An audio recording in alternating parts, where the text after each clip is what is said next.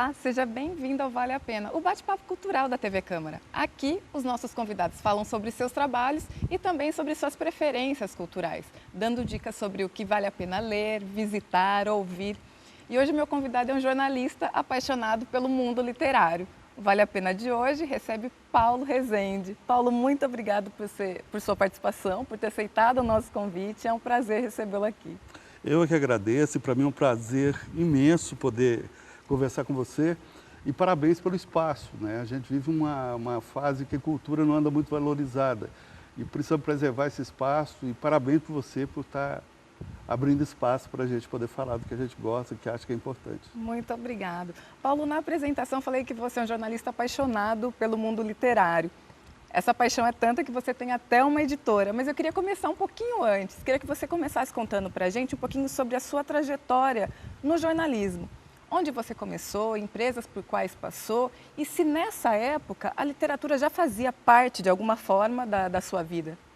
Sim, eu acho que até a escolha do jornalismo tem a ver com literatura, porque esse ambiente das palavras sempre me fascinou e eu li desde muito novo, eu sempre li muito e tudo. E eu tinha um amigo na minha cidade, eu sou de Itaguara, no interior de Minas, uma cidade minúscula. Eu tive a bênção de ter um cara que lia muito e que ele assinava o Pasquim, que era um jornal fantástico da década de 60, 70. E eu já com 10, 12, 13 anos eu estava lendo o Pasquim, quer dizer, então eu já estava sendo contaminado por boas ideias e tentando colocar em prática.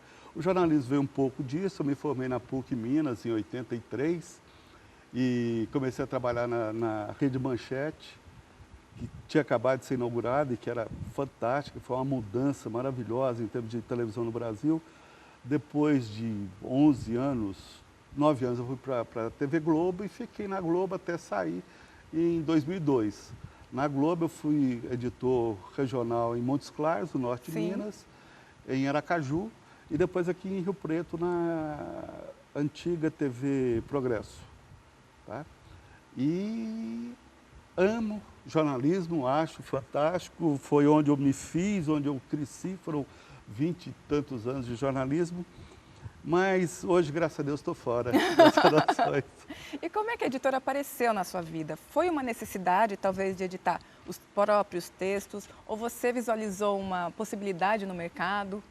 Não, foi uma coisa mesmo, de que eu escrevi um livro em 2005, depois que eu saí da TV, em 2002, na TV esse trabalho todo não tinha muito a ver com literatura, né? Você é obrigado a fazer textos mais objetivos. A literatura me ajudou muito nisso, de trabalhar a palavra de uma forma mais objetiva, mas não eram textos literários. E um ano mais ou menos, lá para 2003, de repente me deu um estalo uma noite, eu levantei, comecei a escrever e foi aquela coisa de catarse mesmo, de sair, aquele negócio todo. Aí escrevi um livro infantil. De uma vez só? De uma vez só. Mas estava imenso, eu tive que cortar ele depois. Chama Aninha, Joaninha Amarela, que ganhou o prêmio Nelson Seixas. E foi uma experiência fantástica, muito gostosa. E eu já estava pensando assim, pô, como que faz para publicar? Porque assim, eu tenho vários livros infantis prontos, sabe? Tenho dificuldade para arranjar ilustrador. Sim. E surgiu essa ideia, vou fazer uma editora. Aí eu tinha trabalhado numa universidade aqui e tinha aprendido bastante desses programas de design, essa coisa toda. E aí comecei a me virar um faz-tudo, sabe?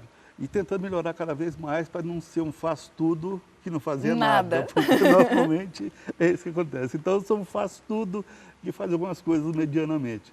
E a única coisa que eu acho que eu sou fantástico mesmo, com perdão da prepotência, é a questão da revisão. Porque quando você lê muito e lê boas coisas, você introjeta o que é escrever direito, o que é aquele negócio todo assim.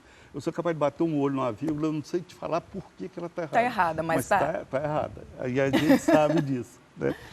Então eu falei, vou criar uma editora. E não era tão difícil, quer dizer, eu já tinha uma empresa, né, que eu era contratado, trabalho como pessoa jurídica, tinha uma empresa e só adaptei algumas coisas.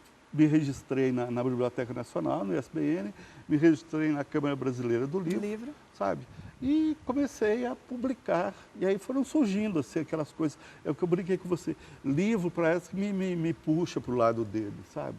Então começaram a surgir autores daqui, aquilo. E a editora Vitrine Literária tem uma diferença que, assim, graças ao que eu aprendi com pesquisa, que eu aprendi com amigos, eu tive um irmão muito importante que tem uma gráfica nesse processo todo, é que eu consigo imprimir pequenas tiragens num preço muito razoável. Facilita a venda depois para esse autor. Facilita a venda, porque se você quiser imprimir 1000 livros numa gráfica, sabe, você consegue um preço unitário muito bom. Mas olha, para conseguir vender 1000 livros é muito, muito, muito difícil. Então eu imprimo 100 num preço unitário um pouquinho acima, mas que dá para a pessoa vender esses 100 com lucro e tudo. Eu acho que eu sou a única editora, eu trabalho com a única editora que o autor sai ganhando algum dinheirinho no final, porque assim, na maioria você leva 5% da capa, paga para trabalhar, aquela coisa toda, né? Ô Paulo, e conta pra gente um pouquinho como é que é, esse trabalho num segmento tão complexo e difícil também, né? Como é que é esse contato com os autores? Os autores vêm até você os procura? Como é que funciona esse intercâmbio? Até hoje tudo funcionou na base da reação. Assim, de amigos, igual a Marciana, que é minha comadre, lá da ex-bibliotecária, que sempre me indicou de uma força imensa. E é engraçado, a maioria dos autores que publicam com a vitrine acaba escrevendo mais e publicando mais.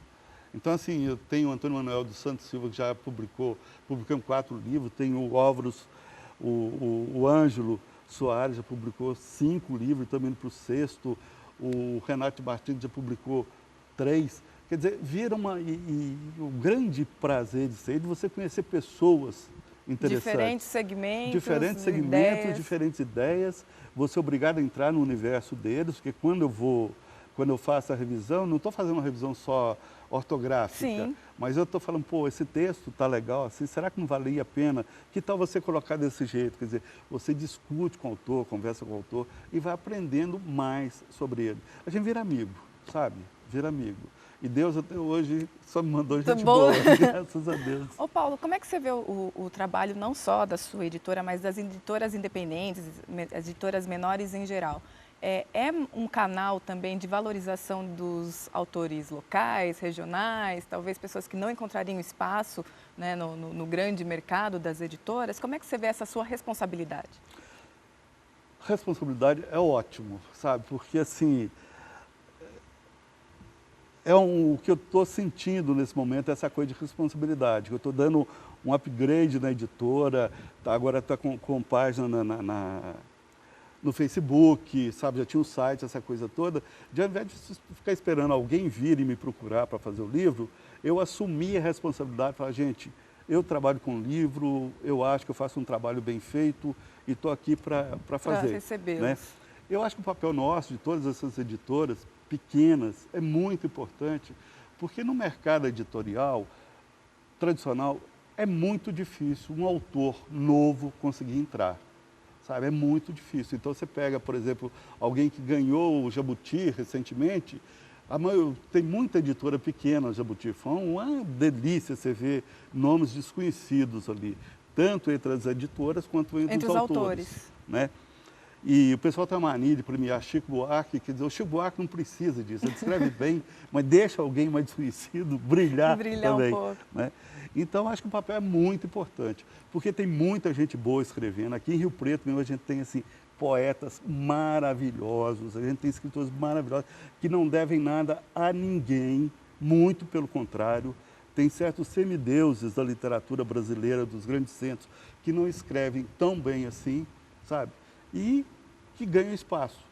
Agora, esse papel nosso, das pequenas, é de abrir espaço para esse pessoal, sabe? E deixar escrever e deixar publicar e tudo. Você falou dos autores riopretenses, eu queria já que a gente começasse com uma dica do Vale a Pena. Quem que você indicaria que vale a pena ler dos autores locais? Nomes que a gente deve prestar atenção, procurar uma obra, conhecer melhor? Olha, Walter Merlotto é assim, um grande poeta, mas o jeito de ter um livro dele, publiquei um livro chamado Vírus, que é muito bom. O Walter tem uma relação com a poesia, que é um negócio assim... eu brinco, todo mundo acha que sabe escrever poesia, porque é o seguinte, acha que é só falando no computador agora, você está no Word, aí você escreve um pouquinho, dá um Enter, ali, vai pôr uma palavrinha trechos curtos, picotados, aí depois você vai lá no espaçador e joga uma palavra lá. Então assim, né, Agora, você trabalhar mesmo a palavra, você pegar a palavra, mudar ela de lugar, e se você assustar a palavra, sabe como é que é? Você vê a palavra e fala assim, o que eu estou fazendo aqui? Eu nunca fui usada dessa maneira. Eu sinto isso lendo o Merloto, lendo o Kleber Falquete também, que é muito bom. Tem um livro dele, Ossuário de Cavalos Marinhos, que é muito bom. Bacana. Sabe? O Antônio Manuel dos Santos Silva tem um livro de poemas chamado 35 Poemas, que é maravilhoso. Tem um livro de contos que ele lançou agora, que é muito bom também, que chama A Quarta Palavra.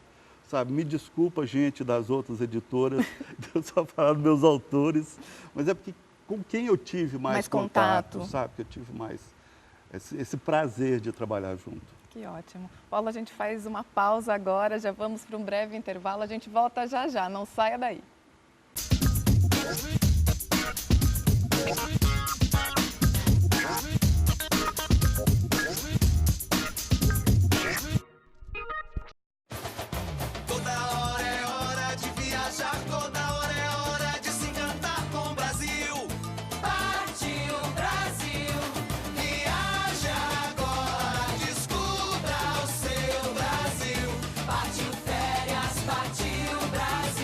No Brasil tem viagem o ano inteiro. Aproveite! A cada novo destino, uma experiência inesquecível. Partiu férias, partiu Brasil!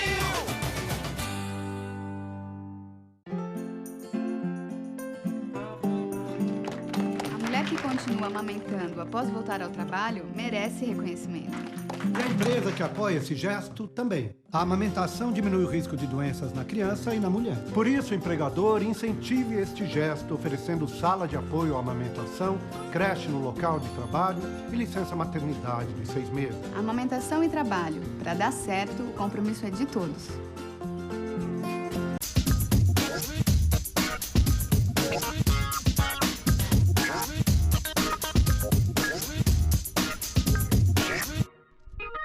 Olá, o Vale a Pena está de volta. O nosso convidado hoje é um jornalista apaixonado pela literatura, Paulo Rezende. E eu terminei o primeiro bloco falando um pouquinho sobre os autores de Rio Preto que ele recomenda para vocês, que ele dá como dica do Vale a Pena ler e conhecer.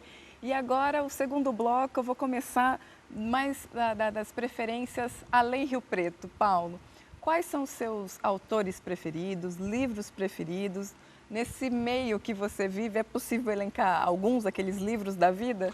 Sim, sempre. Antes eu queria pedir desculpa, atenção, os outros autores que eu já publiquei, eu não citei, desculpa, é por conta do tempo corrido. Peço desculpa a todo mundo, desculpa. Outra edição, a Vivian permitindo, eu trago todo mundo.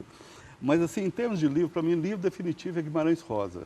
Eu sou de uma cidadezinha mineira, onde Guimarães Rosa viveu durante um tempo, e o Guimarães Rosa era uma espécie de tio para mim. Eu já tinha ido embora de lá há muito tempo, mas a irmã dele, a dona Isa, foi casada com um médico. Bacana. Que era o prefeito, foi prefeito de Itaguara. E a gente, ela sempre mandava livro do irmão, que era quando é dedicatória, aquele negócio todo. Então, assim, eu cresci ouvindo falar de Guimarães Rosa e li Grande Sertão e continuo lendo Grande Sertão até hoje. Acho Guimarães Rosa definitivo, sabe? E em termos de literatura de fora, eu amo Hemingway, eu acho Ernest Hemingway um negócio muito fantástico pela forma como ele escreve, completamente seca e ao mesmo tempo tem tanta rico, emoção, né, por trás daquilo ali que não parecia, numa linguagem tão telegráfica, o cara passar tanta emoção. Então, assim, são os dois que eu acho mais fascinantes. De literatura moderna, realmente, eu não consigo acompanhar tanto. É sabe? Muita coisa, né, Paulo? É muita coisa, sabe? São milhares de livros publicados e a gente, infelizmente, no Brasil, a gente não tem alguém que possa virar e falar, olha, pode comprar que é bom, sabe? Você não tem nenhuma orientação, porque as páginas de resenha dos grandes jornais, não digo daqui, que aliás o Diário, eu faço questão de falar, se quiser que me corta depois. Imagina. Mas assim, o papel do Diário aqui na região é fantástico, sabe? O que o pessoal faz em termos de divulgação da literatura aqui, eu acho um negócio fantástico. Dos trabalhos locais. Dos trabalhos locais, é uma coisa fantástica.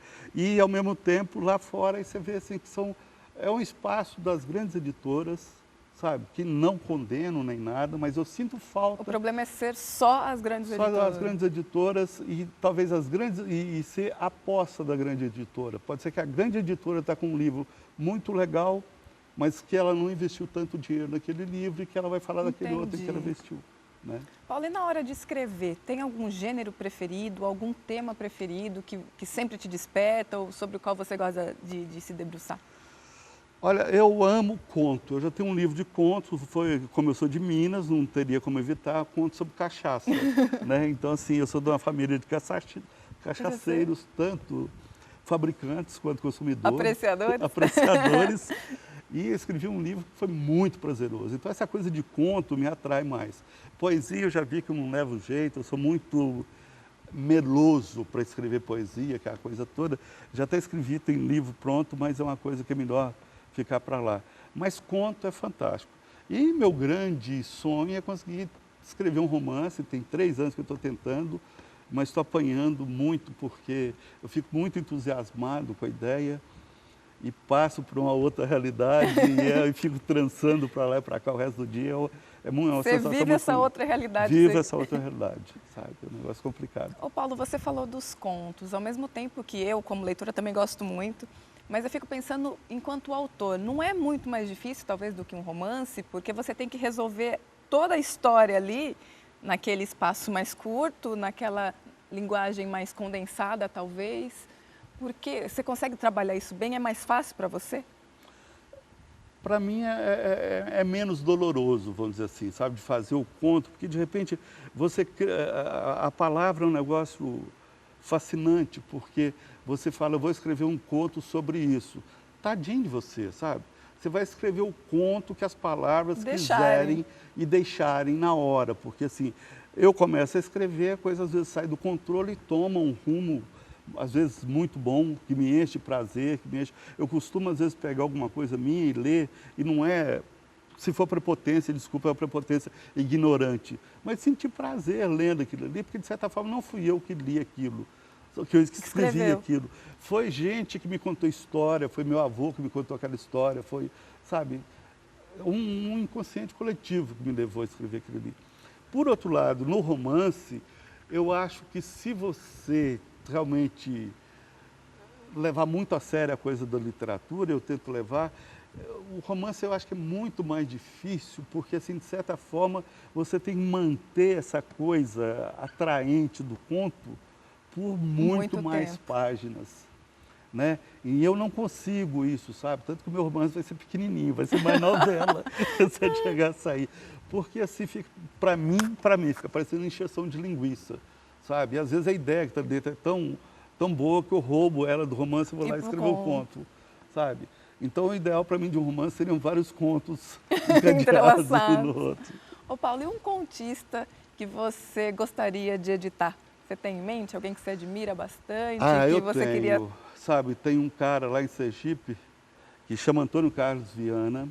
Ele já escreveu uns 4 livros. Para mim, assim, ele é um dos maiores contistas do Brasil, sabe? E é muito, mas muito fantástico o cara. Ele escreve com uma crueza e uma crueldade sobre aquela cena nordestina de miséria, desse negócio todo. Eu já vivi ali, eu senti isso um pouco. Nossa, meu sonho era editar o Antônio Carlos Viana, mas assim, eu me contentaria e ficaria muito mais feliz se eu descobrisse um grande contista aqui em Rio Preto e pudesse publicar, mesmo que a gente vendesse só 100, 200 livros, sabe? Mas para você falar, pô, eu ajudei, de certa forma, isso aqui a virar uma realidade, e mesmo só 20 pessoas lerem, vão ser 20 pessoas felizes. Isso é ótimo. E esse autor também, numa outra projeção que até então ele não tinha, né, ou imaginado ou sonhado, né, que poderia ser possível. Isso, porque essa coisa do livro é complicada. Assim. Teve uma menina que ganhou o Jabuti e parece que ela estava procurando editoras maiores, eu não tenho certeza, porque a editora que fez foi pequena, porque tem um negócio interessante, publicar é difícil. Tá? Publicar é difícil. Agora, divulgar é dificílimo. Distribuir é dificílimo. E vender é dificílimo. Então, assim, eu brinco que eu consegui pegar um dos funis da literatura e abrir um pouco, que é a coisa da publicação. Mas não adianta nada, sabe, a gente ter pessoas fantásticas aqui em Rio Preto, como é que nós vamos mandar o livro desse cara para Manaus? Chegando em Manaus, como é que a gente vai divulgar que esse livro está à venda?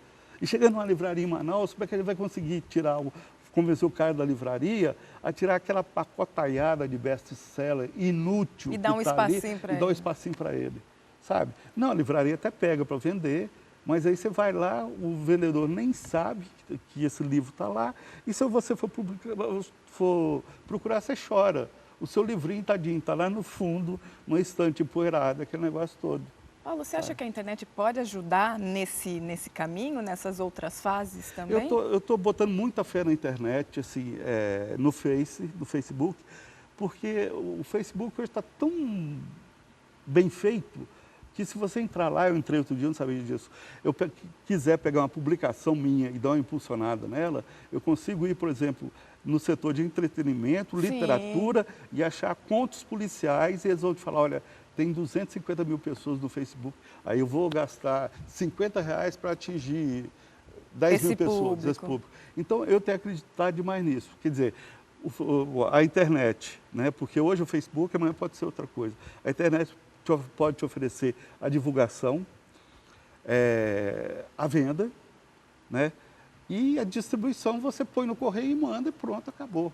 Então, eu acho que é um grande caminho. O caminho que eu fico preocupado com a questão da internet é o caminho do livro digital, porque é muito pirateado. Primeiro, é muito caro, sabe? É um absurdo que as editoras cobram pelos livros digitais, porque uma vez que seu livro já está formatado, passar aquilo ali para o formato digital é relativamente simples e relativamente barato. Não tem essa de um livro, de um e-book valer R$25, sabe? E o outro é o seguinte, é muito fácil piratear. Tem sites da internet em que as pessoas compram um livro, disponibilizam lá. Quer dizer, então assim, piratear sempre houve xerox, houve essa coisa toda no livro físico, né? Agora no livro digital é muito mais fácil, põe lá e não tem nenhum controle, não tem nada. Paulo, ainda falando de internet, você costuma participar de redes sociais, sites, blogs que acabam fazendo esse papel de discussão literária, de reunião de leitores? Não, eu não participo por falta de tempo e por uma certa preguiça que eu tenho, sabe? Porque quando a gente escreve, quando a gente se assume no papel, igual eu estou assumindo de tentar dar espaço para livro, a gente tem umas ideias próprias que às vezes é meio complicado você partilhar aquilo. Entendi. Ah, eu não acredito assim. Legal, então faz do seu jeito, sabe? Então, às vezes, eu acho que são algumas discussões. Eu nunca gostei muito de igrejinhas, sabe? E, às vezes tem isso, quer dizer, aqueles grupinhos que se auto-endeusam, sabe? Eu falo bem de você, você fala bem de mim. E vamos seguindo, né? E vamos seguindo, e quem chegar de fora e for melhor do que a gente larga para lá e pronto, sabe? É assim que funciona na maioria das... Não estou falando de tudo, estou falando de experiências e tudo. Tá. Deve ter experiência fantástica que eu estou perdendo, até acabei de morder a língua aqui por conta disso, sabe? Mas assim, infelizmente não dá para acompanhar.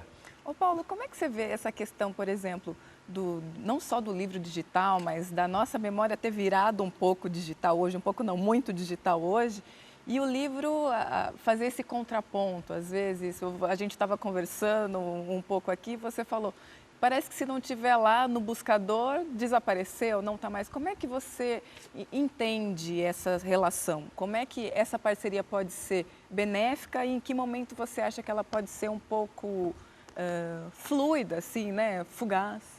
Eu acho que nós estamos dependendo demais da internet. E quando a gente depende demais de alguma coisa que não seja a gente mesmo, sabe, que a gente não tem controle sobre isso, eu acho que é uma situação muito perigosa. Já existem estudos comprovando que essa memória virtual, essa memória que a gente pega do Google, por exemplo, a gente tem um cérebro muito pouco estimulado. Você escreve à mão, você estimula muito mais o cérebro, por exemplo. Não estou defendendo uma volta, sabe, vamos todo mundo escrever à mão, aquela coisa toda. Mas o que é o seguinte, na minha infância, era difícil você arranjar livros para ler. Então você lia, eu lia livro como se eu estivesse me alimentando. E tudo aquilo, eu pegava às vezes uma enciclopédia e lia de A a Z. Eu não sabia quando é que eu ia ter aquela enciclopédia emprestada de novo. Então, ou eu guardava aquilo dentro da minha cabeça, ou para ser moderno, eu digo, ou eu fazia um backup daquilo dentro da minha cabeça, Ou então, assim, eu ia esquecer aquilo. Então, eu sou capaz de falar horas de coisas como, por exemplo, o nome dessa mosquinha de banana, que é Drosophila melanogaster, sabe aquelas coisas assim. É uma cultura absolutamente inútil, mas que foi introjetada. Por outro lado, tudo que a gente vê no Google, de certa forma, vai estar ali a hora que você quiser, teoricamente. Então, acho que a gente não tem essa preocupação de guardar, né? Então, nós estamos delegando nossa memória para uma realidade que a gente não sabe até quando essa realidade vai estar disponível, né? A gente não sabe, é muito fácil, eu não estou sendo paranoico, nem louco, nem nada, mas assim, é muito fácil dar problema na internet. Já deu várias vezes, aquele negócio tudo claro, tem 1000 backups, 1000 coisas, sabe? E tomara que nunca dê problema. Mas eu prefiro 1000 vezes, assim, guardar as coisas boas na minha cabeça também. Deixa o Google lá, é ótimo pesquisar nele e tudo, me ajuda pra caramba, mas assim, ele lá e eu cá. Paulo, passa muito rápido, Pois é, nosso tempo é curtíssimo, mas acabou, o papo foi ótimo, agradeço a presença mais uma vez, já fica o convite aqui para próximos encontros. Ótimo, eu que agradeço, muito obrigado, tá? E foi excelente, passou muito rápido mesmo, quanta coisa eu queria dizer. Mas... E eu queria perguntar. Muito obrigado, sucesso, parabéns mesmo, a gente merece, nós que gostamos de cultura, nós todos merecemos um espaço igual esse seu. Que ótimo, muito obrigada mesmo. Eu que agradeço. Obrigado. Vale a Pena de hoje fica por aqui. A gente se vê na próxima semana. Muito obrigada por sua companhia. Até lá.